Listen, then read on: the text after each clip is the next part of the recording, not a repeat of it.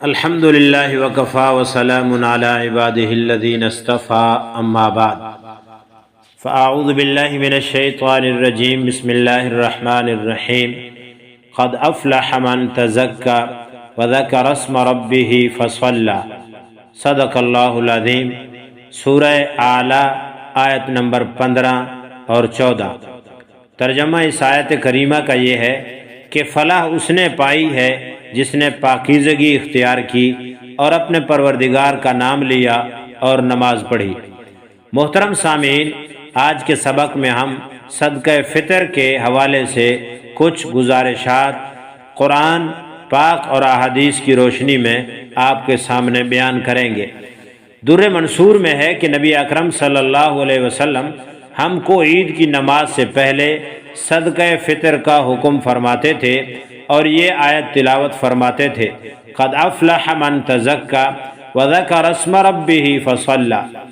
در منصور میں حضرت ابو سعید خدری رضی اللہ تعالیٰ عنہ سے روایت ہے کہ یہ آیت مبارکہ قد افلح من تزکا سے صدقۃ الفطر مراد ہے، یعنی بے شک وہ فلاح پا گیا جس نے صدقہ فطر ادا کیا۔ الغرض اس آیت کے بارے میں بہت سے مفسرین کی آراء یہ ہیں کہ یہ صدقہ فطر سے متعلق ہے۔ اس آیت میں تزکیہ سے مراد صدقہ فطر کی ادائیگی ہے اور نماز سے مراد عید الفطر کی نماز ہے۔ احادیث مبارکہ، روزے دار کتنا ہی اہتمام کرے، روزے کے دوران کچھ نہ کچھ کوتاہیاں ہو ہی جاتی ہیں۔ کھانے پینے، روزہ توڑنے والی باتوں سے بچنا تو آسان ہوتا ہے، لیکن لغو کلام، فضولیات، مصروفیات میں ایسی چیزیں جو فضول ہیں اور بکواسات ہیں، نامناسب گفتگو سے مکمل احتراز، یہ تقریباً روزے میں نہیں ہوتا اور غلطی ہو جاتی ہے۔ اس لیے اس طرح کی کوتاہیوں کی تلافی کے لیے شریعت میں رمضان المبارک کے ختم پر صدقۃ الفطر کے نام سے گویا روزے کی زکوٰۃ الگ سے واجب قرار دی گئی ہے۔ حضرت عبداللہ ابن عباس رضی اللہ تعالیٰ عنہما فرماتے ہیں، نبی اکرم صلی اللہ علیہ وسلم نے صدقہ فطر کو ضروری قرار دیا، جو روزے دار کے لیے لغو اور بے حیائی کی باتوں سے پاکیزگی کا ذریعہ ہے اور مسکینوں کے لیے کھانے کا انتظام ہے۔ جو شخص اسے عید کی نماز سے پہلے ادا کر دے تو یہ مقبول زکوٰۃ ہوگی، اور جو اسے نماز کے بعد ادا کرے تو یہ عام صدقات میں سے ایک صدقہ ہے۔ رواہ ابو داود۔ اس روایت سے معلوم ہوا کہ صدقہ فطر واجب ہونے کے دو مقاصد ہیں۔ نمبر 1، روزے کی کوتاہیوں کی تلافی۔ نمبر 2، امت کے مسکینوں کے لیے عید کے دن رزق کا انتظام، تاکہ وہ بھی اس روز لوگوں کی طرح خوشیوں میں شریک ہو سکے۔ اسی لیے پیغمبر علیہ الصلاۃ والسلام نے ارشاد فرمایا، اس دن مسکینوں پر اتنا خرچ کرو کہ وہ سوال سے بے نیاز ہو جائیں۔ اس لیے صاحب وسعت مسلمانوں پر لازم ہے کہ وہ صدقہ فطر بر وقت ادا کرنے کا اہتمام کریں، جیسا کہ حدیث بالا میں فرمایا گیا کہ نماز عید سے پہلے صدقہ فطر ادا کرنے کا ثواب زیادہ ہے۔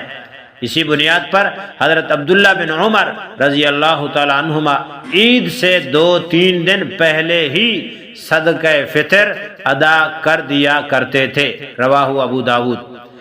اور یہ مناسب بھی ہے تاکہ مستحق حضرات پہلے سے ہی آپ کے تعاون سے عید کی تیاریاں کر سکیں۔ لہذا صدقہ فطر واجب ہے، اور صدقہ فطر واجب ہونے کی شرطیں یہ ہیں کہ آزاد ہونا، مسلمان ہونا، صاحب نصاب ہونا، اور نصاب کا اس کی اور اس کے اہل و عیال کی اصلی حاجتوں سے زائد ہونا، عاقل ہونا، بالغ ہونا۔ صدقہ فطر 4 چیزوں میں سے ادا کرنا واجب ہے، اور وہ 4 چیزیں یہ ہیں۔ نمبر 1، گندم، گیہوں۔ نمبر 2، جو۔ نمبر 3 کھجور، نمبر 4 کشمش۔ جس نے کسی وجہ سے رمضان کے روزے نہیں رکھے اس پر بھی صدقہ فطر واجب ہے، اور جس نے روزے رکھے اس پر بھی صدقہ فطر واجب ہے، دونوں میں کوئی فرق نہیں۔ اگر کسی نے صدقہ فطر ادا نہیں کیا اور عید کا دن گزر گیا تو اس سے صدقہ فطر ساقط نہیں ہوگا، بلکہ اس کو صدقہ فطر دینا اس پر واجب رہے گا۔ صدقہ فطر اپنی ذات کی طرف سے، اپنے نابالغ بچوں اور بچیوں کی طرف سے ادا کرنا واجب ہے۔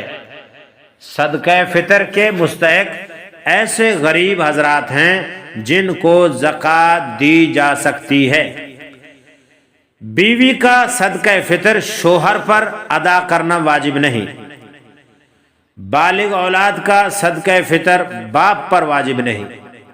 اگر باپ نے بالغ اولاد کی طرف سے اور بیوی کی طرف سے اور جن کا نفقہ اس کے ذمے ہے ان سب کی طرف سے ان کی اجازت کے بغیر صدقہ فطر دے دیا تو ادا ہو جائے گا۔ اپنے دادا دادی، نانا نانی، پوتے پوتیوں اور نواسے نواسیوں کی طرف سے صدقہ فطر دینا واجب نہیں۔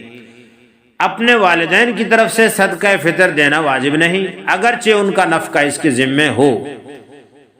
صدقہ فطر ماں باپ، دادا دادی، نانا نانی، اسی طرح بیٹا بیٹی، پوتا پوتی اور نواسا نواسی کو دینا درست نہیں۔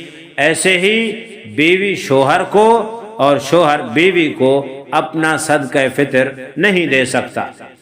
ان مذکورہ بالا رشتہ داروں کے علاوہ بھائی بہن، بھتیجا بھتیجی، بھانجا بھانجی، چچا چچی، پھپھا پھپھی، خالہ خالو، ماموں ممانی، سسر ساس، سالہ بہنوئی، ستیلی ماں ستیلا باپ، ان سب کو صدقہ فطر دینا درست ہے، بشرطے کہ یہ غریب اور واقعتاً مستحق ہوں۔ کوشش کریں بر وقت صدقہ فطر ادا کریں، دیر نہ کریں۔